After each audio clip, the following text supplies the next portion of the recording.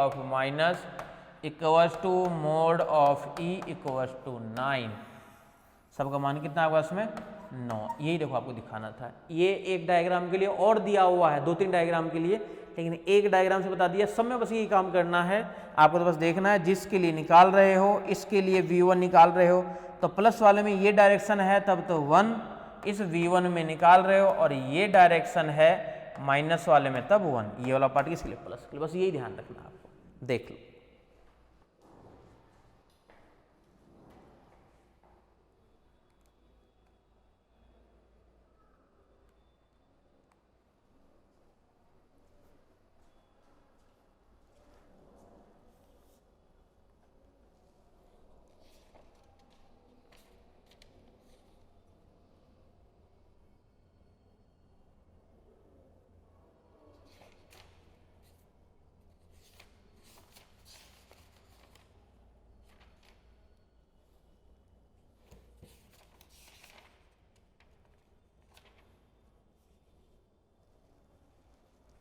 ठीक है। कुछ बेसिक डेफिनेशन पे और चले। अच्छा, डिस्ट ग्राफ का टॉपिक बस इतना ही है। ये हो गया आपका इसमें डिस्ट ग्राफ से टॉपिक से रिलेटेड। अब अपन फिर से चल रहे हैं दोबारा से किस वाले पार्ट पे, सरल ग्राफ वाले पार्ट पे, मतलब सिंपल ग्राफ वाले पार्ट पे। यानी अब जो अपन करना चाह रहे हैं ये आपके पास में वही है, कुछ डेफिनेशन है सिंपल ग्राफ के लिए। तो उसमें अपन सबसे पहले देखना चाह रहे हैं नियमित ग्राफ। नियमित ग्राफ फिर से कुछ डेफिनेशन है। डिस्ट ग्राफ का टॉपिक बीच बीच में आएगा। पहले सिंपल ग्राफ, सिंपल ग्राफ नहीं मल्टी कैसे भी ग्राफ हो सकता है, मतलब विदाउट डिस्ट ग्राफ, और फिर साथ में डिस्ट ग्राफ। तो उसी में जो डेफिनेशन अपन कर रहे हैं ग्राफ वाले प्रॉपर्टी से रिलेटेड ही वो अपन कर रहे हैं। जैसे नियमित ग्राफ, नियमित ग्राफ क्या है, यदि किसी सरल ग्राफ, ध्यान से देखने से जो डेफिनेशन स्टार्ट होती है वो सरल ग्राफ से स्टार्ट होती है। यदि किसी सरल graph G equals to VE में, पहली बात तो सरल ग्राफ तो होना ही चाहिए, G इक्वल्स टू VE में प्रत्येक शीर्ष की कोटि समान हो, प्रत्येक शीर्ष की कोटि, प्रत्येक शीर्ष की कोटि समान हो, शीर्ष की कोटि समान हो तो उसे हम नियमित ग्राफ कहते हैं। नियमित ग्राफ कहते हैं, नियमित ग्राफ कहते हैं। यानी प्रत्येक शीर्ष की कोटि समान हो तो वो कहलाएगा आपके पास में नियमित ग्राफ। ठीक है, तो अपन कहेंगे क्या, नियमित ग्राफ। नियमित को डिनोट कैसे करते हैं, इसे हम के नियमित से निरूपित करते हैं, के नियमित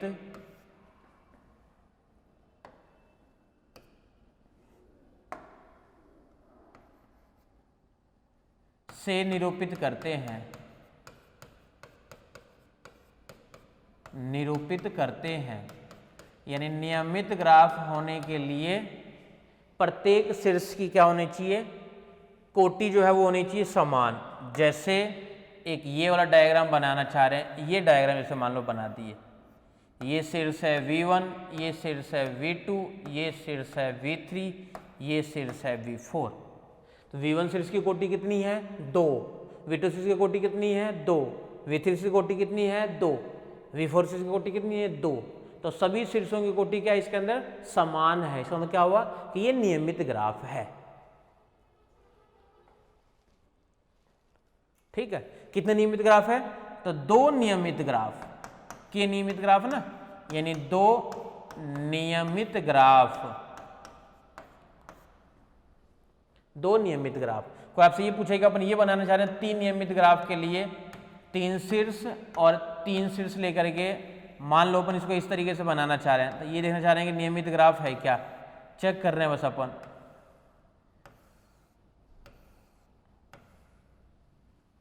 प्रत्येक शीर्ष की कोटि कितनी है? देखो फर्स्ट शीर्ष है, देखो ये मान लेते हैं V1 है, ये मान लेते हैं V2 है, ये मान लेते हैं V3 है, ये V4, V5 और V6।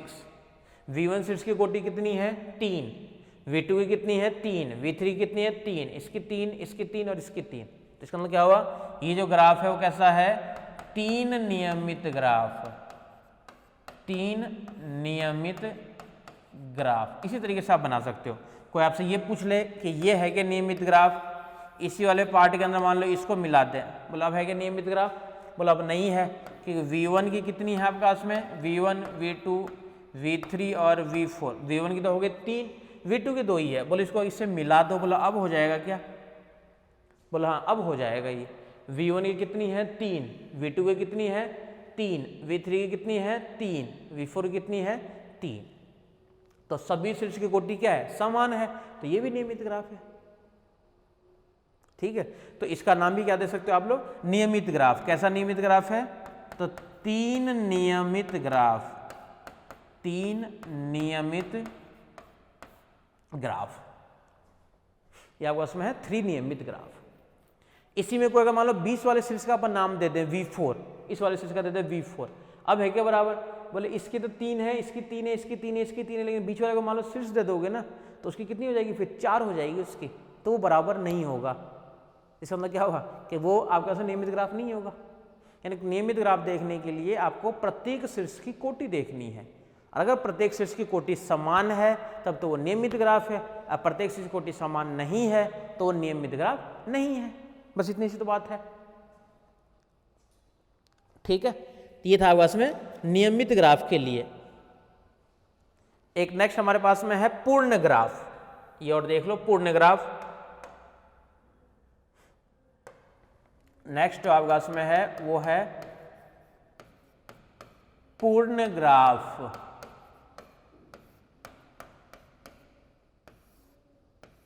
पूर्ण ग्राफ, पूर्ण ग्राफ क्या है? सरल ग्राफ, सरल ग्राफ G=VE, सरल ग्राफ G=VE, जिसमें प्रत्येक शीर्ष युग्म, जिसमें प्रत्येक शीर्ष युग्म, प्रत्येक शीर्ष युग्म अर्थात प्रत्येक शीर्ष युग्म अर्थात शीर्षों के प्रत्येक युग्म के मध्य, अर्थात शीर्षों के प्रत्येक युग्म के मध्य, शीर्षों के प्रत्येक युग्म के मध्य, प्रत्येक युग्म के मध्य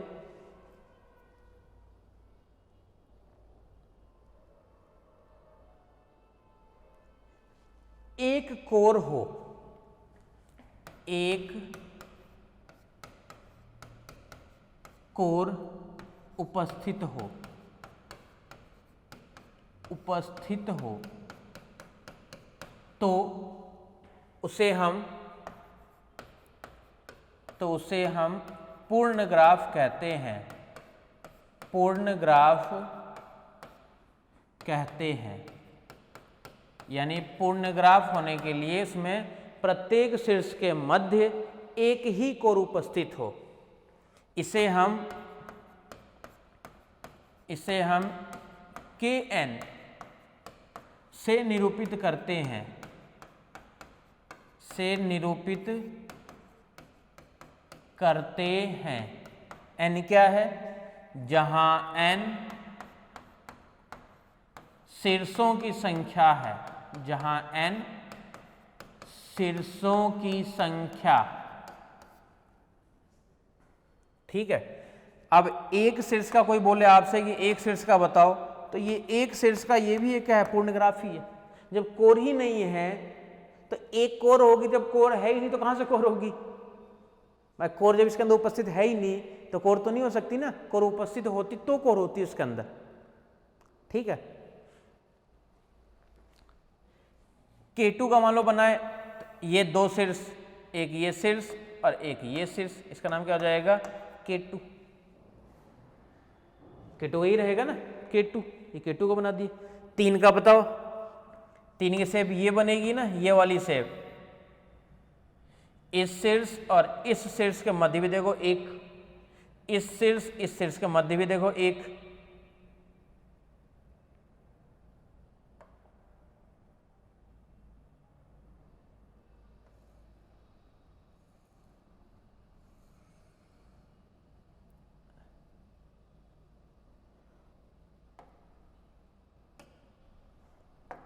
इस शीर्ष के मध्य भी एक, इस शीर्ष के मध्य भी एक, और इस शीर्ष के मध्य भी एक, और इसके मध्य भी एक। यानी ये जो आपका इसमें ग्राफ है वो कैसा है K3 का ग्राफ है। 3 शीर्ष का है ना। K4 के देखो ये ग्राफ होगा कि ये बताओ, इसके बीच में हो गया, इसके बीच में हो गया, इसके बीच में है क्या, नहीं है, तो इसके बीच में मान लो कर दिए। इसके बीच में है क्या, बोला नहीं है, तो इसके बीच में भी करना पड़ेगा। अब ये है क्या K4 के लिए, चेक कर लो एक बार, इसके लिए है, इसके लिए भी है, इसके लिए भी है, हर जगह से जाने का रास्ता ये और ये और ये, इसका नाम क्या हो जाएगा आपका इसमें K4 ग्राफ। ठीक है। और एक नोट यहां से, ये जो पूर्ण ग्राफ होता है आपके पास में, पूर्ण ग्राफ Kn में कोरों की संख्या,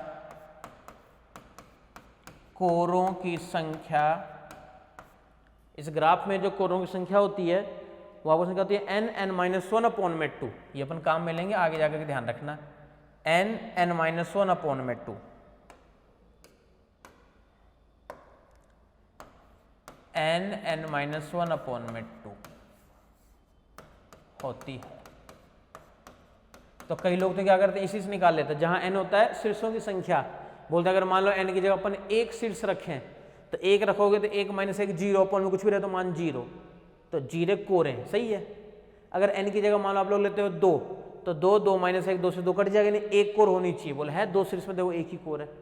3 शीर्ष में बोले n की जगह 3 लोगे तो 3 और 3 - 1 और 2, ये कट जाएगा, 3 कोरे होनी चाहिए, देखो 3 ही कोर है, 1 2 और 3, तो ये मतलब सेटिस्फाई कर रहा है। तो इसलिए पूर्ण ग्राफ में जो कोरों की संख्या होती है वो ये होती है। देख लो, आराम से देख लो।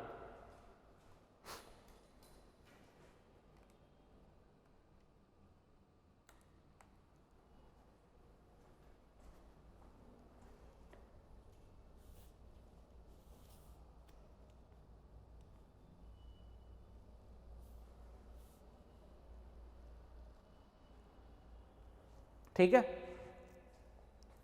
और एक दो डेफिनेशन देखो, एक डेफिनेशन हमारे पास में है चक्र के लिए, चक्र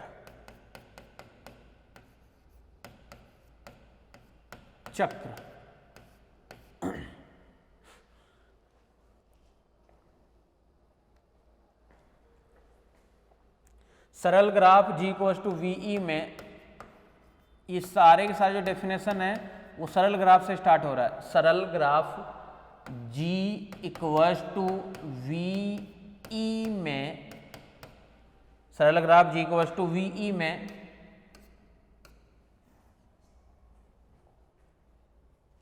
सरल ग्राफ G = VE में n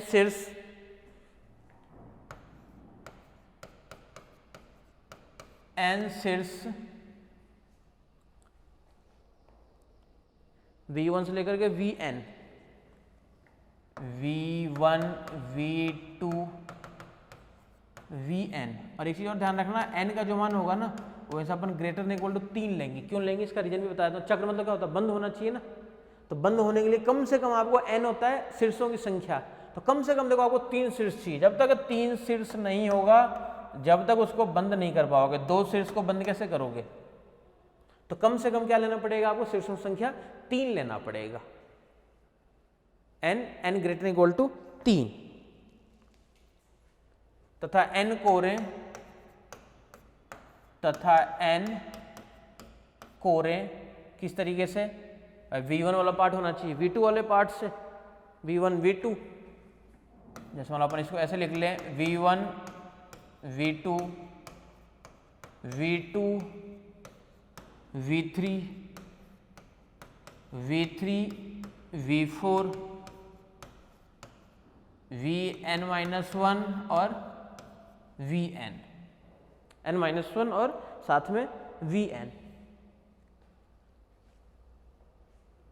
एक चक्र कहलाता है, एक चक्र कहलाता है।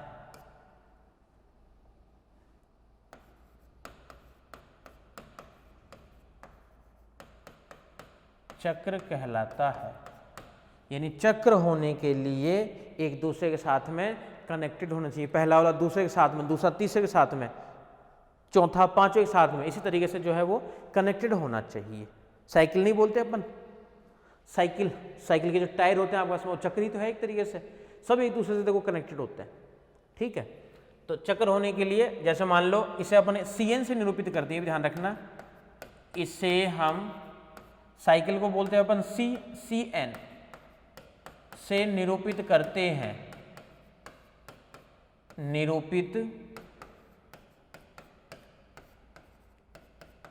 करते हैं। Cn वाला पार्ट से क्या करते हैं, इसको अपन निरूपित करते हैं। और कम से कम कितना होगा n, ये 3 होगा, क्योंकि बिना 3 के चक्र नहीं बना पाओगे आप लोग। यानी 3 शीर्ष तो होना चाहिए, 1 2 3, और तीनों को क्या होना चाहिए, कनेक्टेड होना चाहिए। V1 V2 V3, देखो V1 V2 से जुड़ गया, V2 V3 से, V3 V1 से। हाँ एक चीज़ और, Vn-1 Vn, और ये खत्म नहीं होता है, एक पार्ट और आएगा ना इसमें आगे, फिर कौन सा, कि Vn फिर से किससे, V1 भी होना चाहिए। भाई खत्म कैसे हो जाएगा, जहाँ से स्टार्ट किया, देखो V1 से स्टार्ट किया हो ना, तो V1 के साथ में फिर से जुड़ जाना चाहिए ना लास्ट में जाकर के, तो ये तो पूरा कंप्लीट बनाएगा। तो ये हो गया बस में किसके लिए, C3 के लिए। 4 के लिए बनाना है 4 शीर्ष, 1 2 3 और 4, इसका नाम क्या है, C4। 5 बनाना है, बोला अब क्या करना है, इसी को बढ़ाते जाओ बस आगे, 1 2 3 4 और ये 5, ये किसके लिए हो जाएगा, C5 के लिए। ये होता है हमारे पास में किसके लिए, चक्र के लिए, साइकिल, जिसमें कम से कम 3 शीर्ष तो चाहिए आपको, 3 शीर्ष से कम नहीं चाहिए आपको। ठीक है, और एक होता है ध्रुवीय चक्र, जिसको अपन बोलते हैं व्हील, ध्यान से देख लेना, इसको बीसी में समझ लो। एक होता है ध्रुवीय चक्र, जिसको अपन बोलते हैं व्हील। ध्रुवीय चक्र जो साइकिल के जो आपके पास में टायर वाले पार्ट जो होते हैं आपके पास में, उसी साइकिल के टायर वाले पार्ट में क्या होता है, एक एक्स्ट्रा वर्टेक्स होता है, यानी बीच में देखो रिम से होती है, और वो जो होता है उसके अंदर देखो सारे जो तारियां होती है वो एक दूसरे क्या होती है, जुड़ी भी होती है। तो वो जो कहलाता है वो क्या कहलाता है आपके पास में, ध्रुवीय चक्र। साइकिल के टायर होता है, उसके बीच में होता है पोर्शन, और उसी से तो सारे रिम क्या होते हैं, एक दूसरे के साथ में क्या होते हैं, कनेक्टेड होते हैं, तो वो कहलाता है हमारे पास में क्या, ध्रुवीय चक्र। ठीक है, और उसको अपन निरूपित जो करेंगे वो करेंगे अपन Wn से निरूपित करते हैं उसको अपन, व्हील के कारण। देख लो,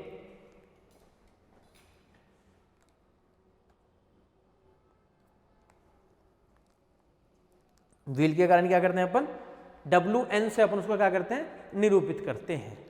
ठीक है, तो ध्रुवीय चक्र वाला जो पार्ट है वो सेम यही है आपके पास में पार्ट। तो नेक्स्ट हमारे पास में है ध्रुवीय चक्र, वैसे समझ लो, इसको लिखने की जरूरत नहीं है। ध्रुवीय चक्र एक एक्स्ट्रा वर्टेक्स को क्या कर रहे हो, मान लो बढ़ा रहे हो, और उससे जब चक्र वाले से सबको क्या कर रहे हो, कनेक्ट कर रहे हो, तो वो किसका निर्माण करता है, ध्रुवीय चक्र का निर्माण करता है, ध्रुवीय चक्र का निर्माण करता है। यानी ऐसे कह सकते हो, Cn में एक अतिरिक्त शीर्ष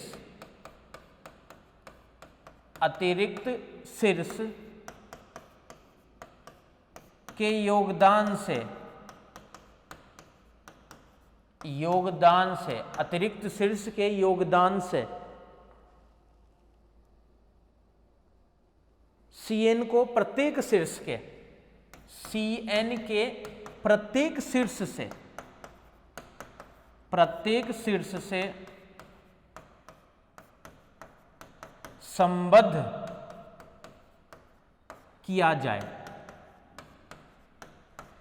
जाए तो वह एक धुरीय चक्र होगा। इसको अपन निरूपित करते हैं WN से। अभी बताया था 3 का लेना है, इसमें एक एक्स्ट्रा वर्टेक्स है, ये इसको मिला दिए, इसको मिला दिए, इसको मिला दिए, और ये जो पोर्शन है आपके पास में वो क्या है, यही है आपके पास में एक्स्ट्रा। तो ये किसके लिए है, W किसके लिए, देखो वर्टेक्स कितने हो गए टोटल, W 4 वर्टेक्स हो गए ना इसके अंदर, तो आपके पास में तो एक एक्स्ट्रा वर्टेक्स जो है वो वाले पार्ट के अंदर अपने इसके अंदर मिला दिए। ठीक है, कुछ डेफिनेशन अब ग्राफों का ऑपरेशन वगैरह अब रह गए जो अपन करेंगे नेक्स्ट क्लास के अंदर। Thank you.